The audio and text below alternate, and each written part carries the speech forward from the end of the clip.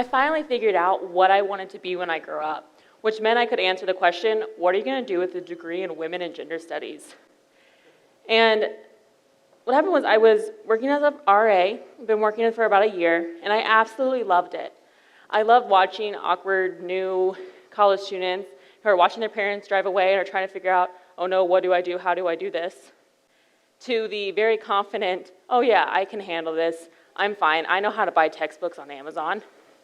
So I went to my supervisor and was like, this is something I enjoy doing. And he said, you know this is an actual career, right? Like it's higher education, it's called student affairs, you can get a degree in it, and you can do it for the rest of your life. I'm like, wait, what? I can work in student affairs, I can hang out with college students?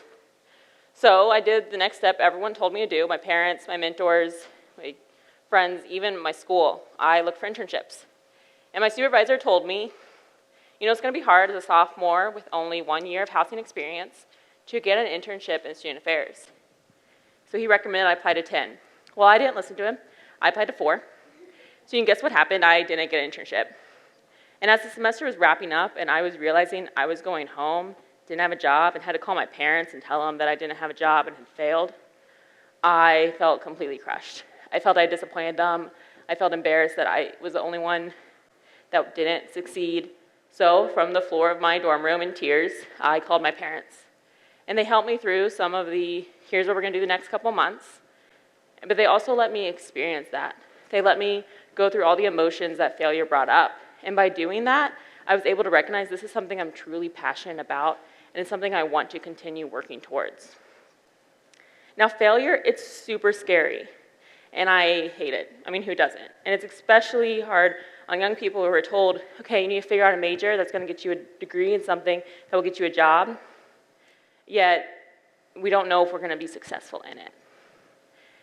And failure triggers a lot of often considered negative emotions of fear, frustration, nervousness.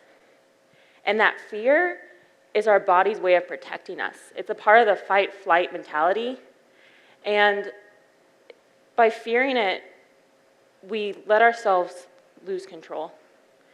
It's our mind's way of saying this is dangerous.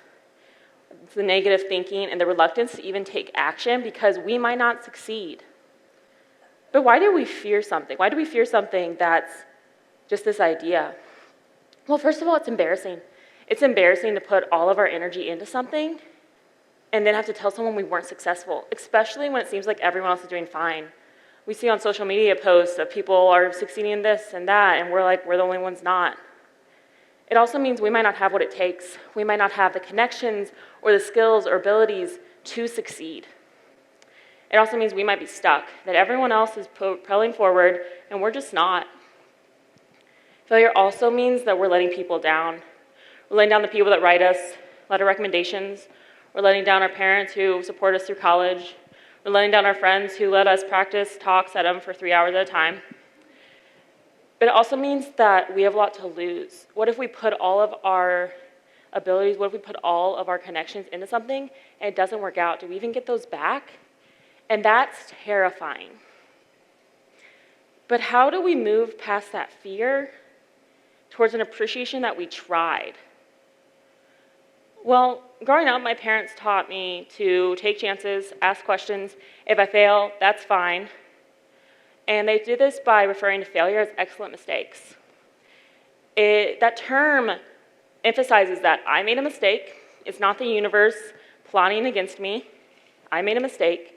But it also focuses on that there will be excellence from this. I'm going to grow from it. I'm going to do better from this. But I might not realize that now, and that's okay. We don't have to learn the lesson in that moment. In that moment, we just need to let ourselves feel, recover, and heal. But how do we go from the I failed to I made an excellent mistake? Well, we need to think of the things, big or small, that prevent us from trying.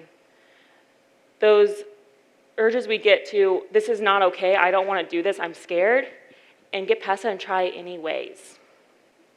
And that's a very difficult thing to do because oftentimes we're told, well, you're going to learn from this, you're going to be fine. But we can't see 5 or 10 years in the future and be like, wow, that one time that I didn't succeed really grew me as a person. We can't tell that in that moment.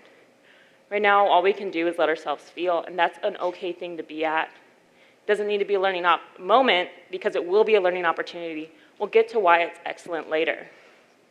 And it'd be easy to be like, okay, now do this for other people, be that supportive person for other people. But we already do this for other people. When our best friend comes to us and says, I failed my exam, and falls into the spiral of, so that means I'm not gonna get my degree, which means I'm not gonna get a job. We don't be like, wow, maybe you shouldn't have been up till 3 in the morning watching Netflix, maybe you should have studied. But we tell ourselves that. We need to be our supporter, because we have a support system, but sometimes we need to be our own supporter, our own loved one, our own person that grabs tissues while we're laying on the floor of our dorm room, because that's where I always end up. But that takes a lot of practice, and it's awkward and a little uncomfortable and seems unnatural. So we're gonna practice. Think of a time you failed. It can be recently, it can be a while ago. Think of the emotions it brought up then, and now again as you recall it. And this part might be awkward, but it's better that we practice it now than when we're alone. You're gonna repeat some affirmations aloud that I say. And these are things that I tell myself, or my parents have texted me when I'm laying on the floor in my dorm room crying. And they can be helpful. So, take a deep breath and repeat these aloud. I failed, but that doesn't make me a failure. It's okay to not be okay. I'm gonna be okay eventually. It's okay to not be okay. I'm gonna be okay eventually. I might not know the lesson now, but I will find the excellence. I love myself for trying anyways. Now take a deep breath. Know that failure is going to happen. It's a part of being human. And you're not alone in it. Everyone makes mistakes, and that's okay. Because with every excellent mistake we make, the fear of failure we have is going to shrink. So keep loving yourselves and finding the excellence in our mistakes.